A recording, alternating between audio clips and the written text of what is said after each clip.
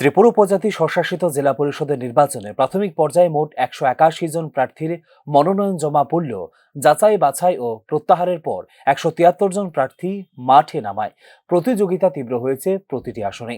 বিশেষ করে ২৮টি আসনে একাধিক শক্তিশালী রাজনৈতিক দলের সরাসরি উপস্থিতি আরও জটিল ও আকর্ষণীয় করে তুলেছে নির্বাচনকে।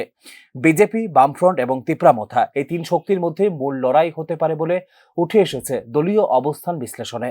তিন দলই ২৮টি আসনের প্রার্থী দেওয়ার স্পষ্ট কোনো আসনে ছেড়ে দিতে রাজি নয় কোনো রাজনৈতিক দল। এটি সরাসরি ত্রিমুখী লড়াইয়ের ইঙ্গিত দিচ্ছে, যা বাড়িয়ে তুলেছে ভোট ভাগাভাগি সম্ভাবনাকে। বামফ্রন্টের ক্ষেত্রে সিপিআইএম এর লড়াইয়ের চেষ্টা এখনো দৃশ্যমান, যেখানে তারা প্রার্থী দিয়েছে ২৫টি আসনে।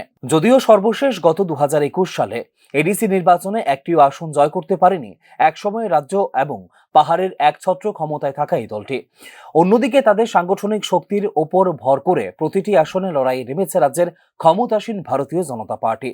তিপ্রামথা, যা মূলত আদিবাসী স্বার্থের প্রতিনিধিত্বকারী শক্তি হিসেবে দাবি করে, তারাও পূর্ণ শক্তিতে মাঠে নামায় পাহাড়ের জনজাতি ভোট ব্যাংকে কেন্দ্র করে এক গুরুত্বপূর্ণ লড়াইয়ে পরিণত হয়েছে এই নির্বাচন। জাতীয় কংগ্রেস ২৭টি আসনে এবং আইপিএফটি ২৪টি আসনে প্রার্থী দিয়ে নিজেদের উপস্থিতি জানান দিলেও তাদের অবস্থান নিয়ে সন্দিহান রাজনৈতিক বিশ্লেষকরা। বিশেষ করে যেখানে ত্রিমুখী লড়াই হবে, সেখানে কংগ্রেস বা আইপিএফটি প্রাপ্ত ভোট ফলাফলে কতটুকু প্রভাব ফেলবে তা এখনো অনিশ্চিত। এবারের নির্বাচনে নির্দল প্রার্থীর সংখ্যা ২৬, যা মোট প্রার্থীর একটি উল্লেখযোগ্য অংশ। স্থানীয় ইস্যু, ব্যক্তি প্রভাব এবং দলীয় অসন্তোষ, এই তিন কারণে অনেক ক্ষেত্রে স্পয়লার বা ফল নির্ণয়কারী ভূমিকা নিতে পারেন নির্দল প্রার্থীরা।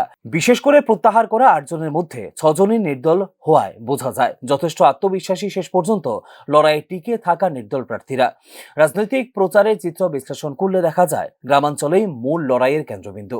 এডিসি এলাকার জনসংখ্যার বড় অংশ গ্রামীণ ও আদিবাসী হওয়ায় জনসংযোগ, সভা মিছিল এবং ঘরোয়া প্রচারে জোর দিচ্ছে প্রতিটি দলে। উন্নয়ন, সুশাসন, ভূমি অধিকার, কর্মসংস্থান, এই বিষয়গুলো হয়ে উঠেছে প্রচারের মূল এজেন্ডা। ১২ই এপ্রিল ভোট গ্রহণ এবং ১৭ই এপ্রিল ফল ঘোষণার মধ্যে মাত্র ৫ দিনের ব্যবধান থাকায় রাজনৈতিক উত্তেজনা আরও তীব্র হবে তা মোটামুটি নিশ্চিত। সব মিলিয়ে এবারে এডিসি নির্বাচন কেবল একটি প্রশাসনিক বোর্ড গঠনের প্রক্রিয়া নয়, ত্রিপুরার উপজাতি রাজনীতির শক্তির ভারসাম্য নির্ধারণের এক গুরুত্বপূর্ণ মঞ্চ হলো এবারের এডিসি নির্বাচন। আগামী দিনে কোন রাজনৈতিক শক্তি এই অঞ্চলে প্রভাব বিস্তার করবে এবং রাজ্যের বৃহত্তর রাজনীতিতে তার প্রতিফলন কি হবে তা নির্ধারণ করবে এবারের এডিসি নির্বাচন। Bureau report, news now.